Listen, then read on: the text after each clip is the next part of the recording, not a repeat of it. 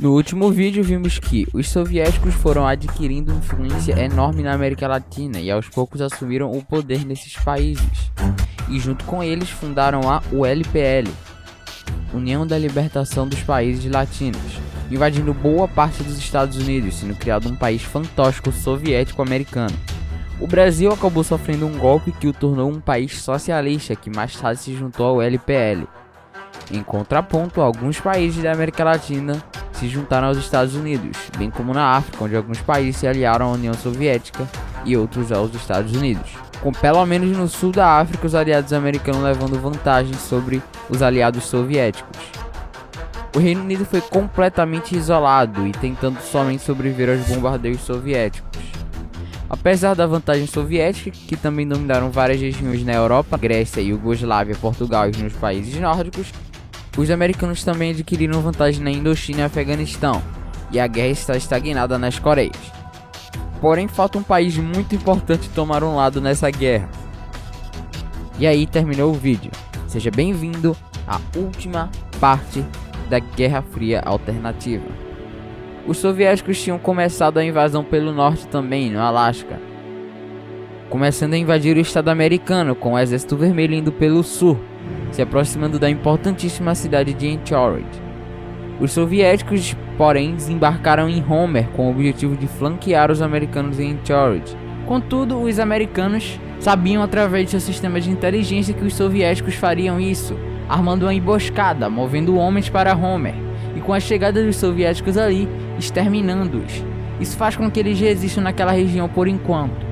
Os americanos, tendo um exército menor, decidem focar totalmente no seu crescimento econômico, mas totalmente focado no seu esforço de guerra, ao invés de só evitar conflitos para se defender, já que uma hora ou outra os soviéticos conseguiriam a vitória assim. Na Europa, os soviéticos dominam praticamente toda a Finlândia. O resto dos que estavam ali acabam se rendendo. Na Suécia, a capital Estocolmo é dominada, bem como boa parte da Noruega. A Turquia sofre com mais ataques nucleares realizados pelos soviéticos, em punição pela resistência dos mesmos em Istambul.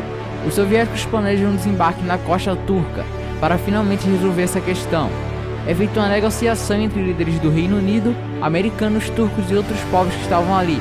E apesar das diferenças, pela urgência da situação, eles concordam em dar mais território a Israel na Cisjordânia e formam uma aliança.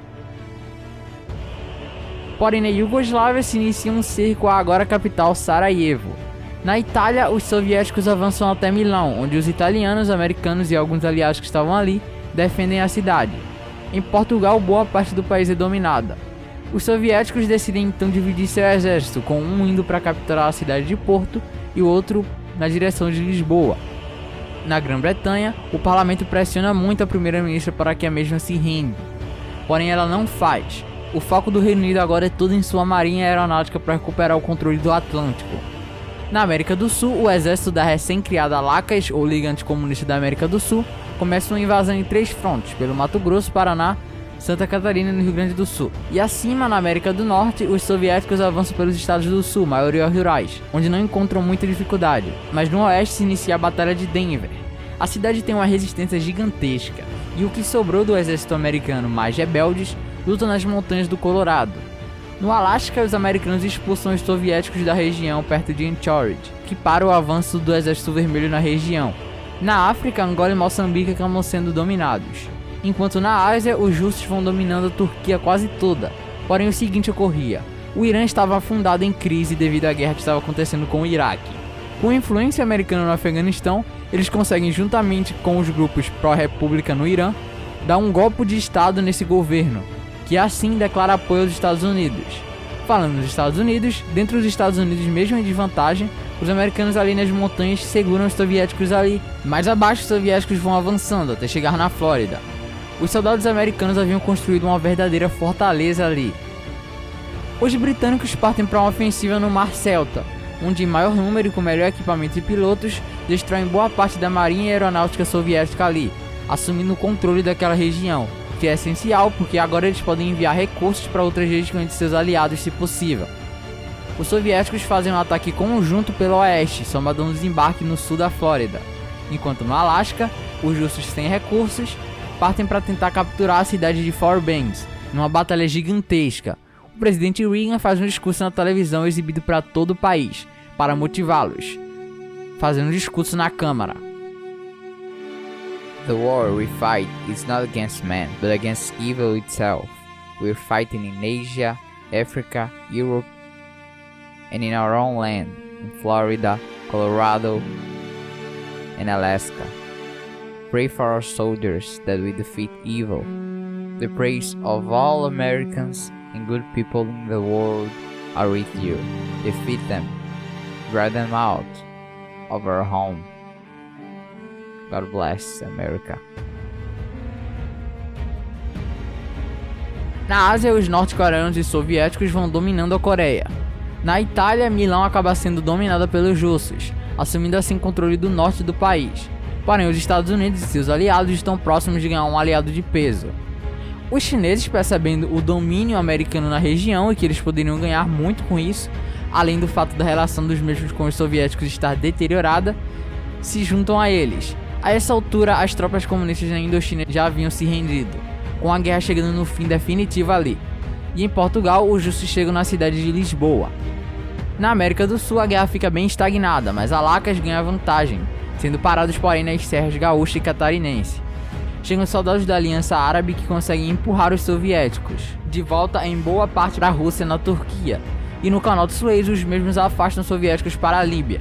Nos Estados Unidos, os americanos, ao custo de muitas vidas, vencem a Batalha de Fairbanks, o que para quase que totalmente o avanço soviético na região, e faz eles recuarem. No Colorado, os rebeldes ali param os soviéticos. É uma vitória importantíssima para segurar o avanço no oeste do país.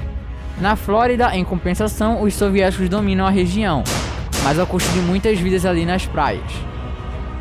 Os chineses começam a invadir a Coreia do Norte, também recuperando o território sul-coreano ali. Na América do Sul acontece o seguinte: o Brasil estava em crise política extrema. A entrada na guerra desagradou muito a população. Partes conservadoras da população, junto com progressistas, são contra a guerra, e o país fica bem instável. A ULPL não pode ajudar muito o Brasil, porque todo o esforço de guerra está nos Estados Unidos. Então a Lacas se aproveita disso e vai avançando no país. Porto acaba sendo capturada, restando somente Lisboa e o sul de Portugal. A Itália também vai sendo dominada, com os soviéticos se aproximando de Roma. Mas em contrapartida, parte do sul da União Soviética é dominado, bem como boa parte da Coreia e outras partes de seu território. Os americanos lançam a ofensiva e os soviéticos são emboscados em Atlanta, onde se inicia a maior batalha de toda a guerra. Soviéticos e americanos se enfrentam em território americano de forma brutal. Mais países africanos se juntam aos americanos, o que põe uma pressão nos aliados soviéticos ali. E no Brasil, a cidade de São Paulo é sitiada pela Lacas, o que põe uma pressão grande no governo brasileiro ali também. E mais países da América se alinham aos americanos.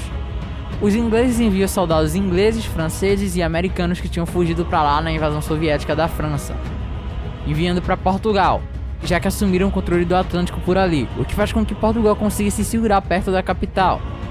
A Coreia é completamente dominada pelos chineses, e seu enorme exército começa a invadir regiões da Ásia Central junto com os americanos, e do sul da Rússia pelo território turco, e finalmente chegam reforços em Istambul que expulsam os russos dali. A cidade santa para os muçulmanos é protegida dos comunistas. Em contrapartida, Roma acaba sendo dominada. A histórica cidade cai nas mãos dos comunistas.